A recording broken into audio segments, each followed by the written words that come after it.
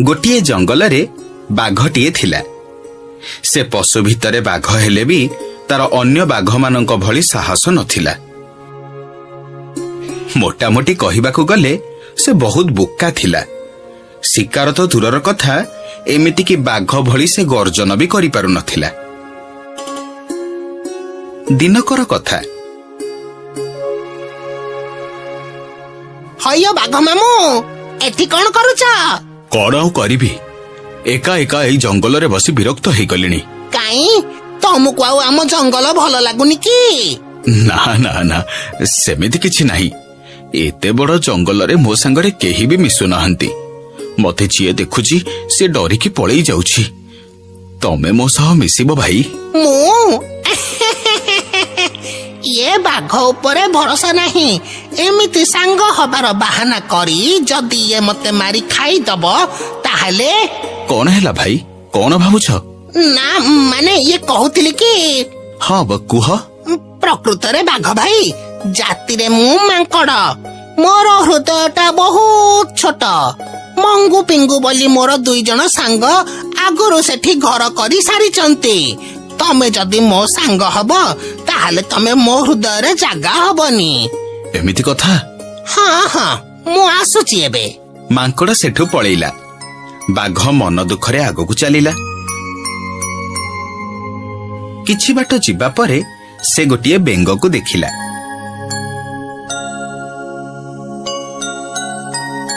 बेंग भाई कुआडे जाउछ? कुआडे आउ जिबी मामू, एई मो छुआ मानक पई किछि खाद्य आनिबाकू जाउची। बेंग भाई अब कहूथिली कि तमे मो सह सांग हब। एई जंगल रे मते समस्ते डरुछंती, केही मो सांगरे सांग हो नाहंती। महाबळ बाघ हेई मो भलिया गोटिए सामान्य बेंग सह सांग हबाकू कहूची?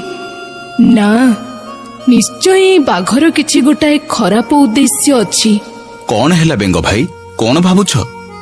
ना माने कहूथिली कि तमे जदि सत्तरे मो सांग हबाकू चाहुछ ताहेले तमको मो सह आरपट जंगल जाए डेई डेई जिबाकू पड़िबो।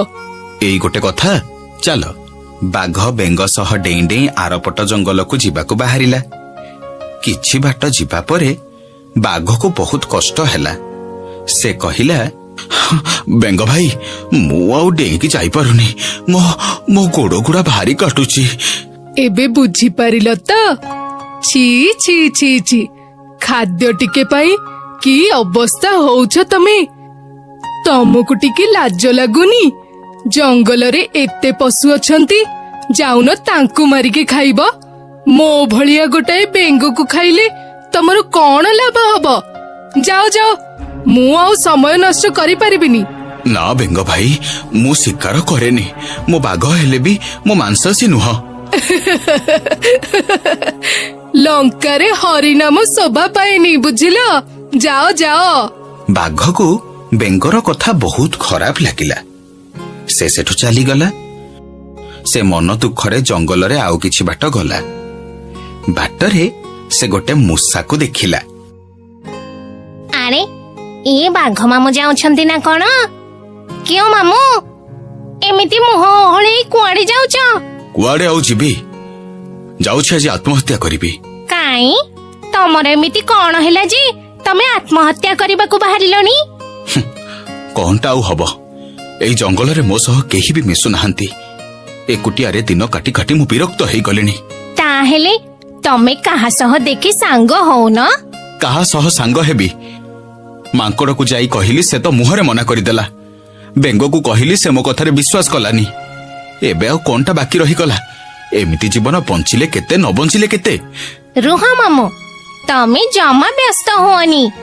आस मो सह आस। कुआडे जिबी?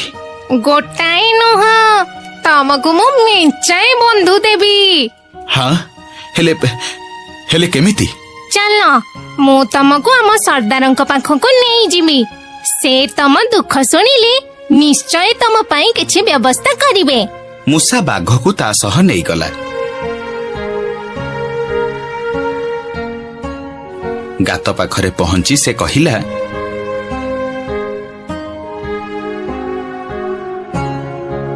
मामू ତମେ ଏଇଠି ଛିଡା ହେଇଥାଅ, ମୁଁ ଯାଇ ସର୍ଦ୍ଦାରଙ୍କ ସହ କଥା ହେଇକି ଆସୁଛି।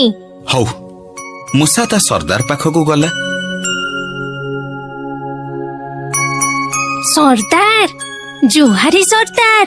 କହ, କଣ ହେଲା? ଏମିତି ଅସମୟରେ କାହିଁକି ଆସିଛୁ? ସର୍ଦ୍ଦାର, ପ୍ରକୃତରେ ସେ ବାଘ। ବାଘ କାଇଁ? କୋଉଠି? ମାରିଦବ ବାଘ ଆସିଲା। ଆରେ ଧେତ୍, କାଇଁ ଅଯଥାରେ ଏମିତି ହଉଛନ୍ତି ସର୍ଦ୍ଦାର? ବାଘ ଆମ ଗାତ ଭିତରକୁ କେମିତି ଆସିବ? ସେ ଆମ ଗାତ ବାହାରେ ଛିଡା ହେଇଛି। କଣ ହେଲା? ଆମ ଗାତ ବାହାରେ ବାଘ? ଏବେ ଆମେ କଣ କରିବା? ହେ ପ୍ରଭୁ ବଞ୍ଚାଅ। ସବୁ ସାରିଦବ ସେ ସମସ୍ତଙ୍କୁ ମାରି ଖାଇଯିବ। ସର୍ଦ୍ଦାର, ଆପଣ ବ୍ୟସ୍ତ ହୁଅନ୍ତୁନି, ମୁଁ ସେ ବାଘକୁ ଆଣିକି ଆସିଛି। କଣ? ତୁ ବାଘକୁ ଆଣିକି ଆସିଛୁ? ହଁ। ଆରେ ତୁ କଣ ପାଗଳ ହେଇଯାଇଛୁ? ବାଘକୁ ସାଙ୍ଗରେ ଆଣିକି ଆସିଛୁ ତୁ କଣ ଆମ ବଂଶ ଜାତିଟାକୁ ବୁଡେଇ ଦବୁ ତୁ? ଆରେ ସର୍ଦ୍ଦାର, ସେମିତି କିଛି ହବନି। ସେ ବାଘ ସତ, ହେଲେ ସେ ମାଂସାଶୀ ନୁହଁ। ମାନେ? ଓହୋ, ମାନେ ତୋର କହିବା କଥା ସିଏ ସାପ ମାରେ କିନ୍ତୁ ବାଡି ଭାଙ୍ଗେନି। ମାରିଦବୁ ତୁ ଆମ ସମସ୍ତଙ୍କୁ। ବାସ୍, ଚୁପ୍ କରନ୍ତୁ ଆପଣ। ସେ ବାଘ ଆମର କୌଣସି କ୍ଷତି କରିବାକୁ ନୁହଁ, ବରଂ ସେ ଆମ ସହ ବନ୍ଧୁ ହବାକୁ ଆସିଛି। ବନ୍ଧୁ ମାନେ? ଶୁଣୁ, ଆମେ ପଶୁ ଭିତରେ ମୂଷା, ଆଉ ସିଏ ହଉଛି ବାଘ। ତା ସହ ଆମେ କେବେ ବି ସାଙ୍ଗ ହେଇପାରିବାନି, ବୁଝିପାରିଲୁ? ସେ ନିଶ୍ଚୟ ଆମକୁ ମାରିକି ଖାଇବ ବୋଲି କିଛି ଗୋଟେ ଉପାୟ କରିଛି। ନିଶ୍ଚୟ ସେ ଉପାୟ କରିଛି। ସର୍ଦ୍ଦାର, ଆପଣ ଚାଲନ୍ତୁ, ଯାଇ ତା ସହ ଥରେ କଥା ହୁଅନ୍ତୁ। ଆପଣ ଜାଣିପାରିବେ ଯେ ସେ ଆମ ସହ କୋଉ ଦେଶରେ ମିଶିବାକୁ ଆସିଛି। ସର୍ଦ୍ଦାର କିନ୍ତୁ ମୂଷା କଥାରେ ବିଶ୍ୱାସ କଲାନି। ସେ ଯାଇ ବାଘ ପାଖରେ ପହଞ୍ଚିଲା ଆଉ ତାକୁ କହିଲା, ଶୁଣ ବାଘ ମାମୁଁ, ଆମର ତମ ସହ ବନ୍ଧୁ ହବାରେ କୌଣସି ଆପତ୍ତି ନାହିଁ, ହେଲେ ତମକୁ ଗୋଟେ ପରୀକ୍ଷା ଦବାକୁ ପଡିବ। ପରୀକ୍ଷା? କି ପରୀକ୍ଷା? ଆମ ସହ ବନ୍ଧୁ ହବାକୁ ହେଲେ ତମକୁ ଏଇ ନଡିଆ ଗଛ ଉପରେ ଚଢିବାକୁ ପଡିବ, ଆଉ ତା ଉପରୁ ତଳକୁ ଡେଇଁବାକୁ ପଡିବ। ଏଇ ଗୋଟେ କଥା। ବାଘ ଯେହେତୁ କୌଣସି କୌଶଳ ଜାଣିନଥିଲା, ସେ ସର୍ଦ୍ଦାର କଥାରେ ପଡି ନଡିଆ ଗଛ ଉପରକୁ ଚଢିଗଲା ଆଉ ତଳକୁ ଭଲରେ ଡେଇଁ ନ ପାରି ତଳେ ପଡି ଜୀବନ ହାରିଲା। ବାଘଟି ସତରେ ବୋକା ବୋଲି ଜାଣିପାରି ସର୍ଦ୍ଦାର ବହୁତ ଲଜ୍ଜିତ ହେଲା। ଏଥିରୁ ଆମେ କଣ ଶିଖିଲେ?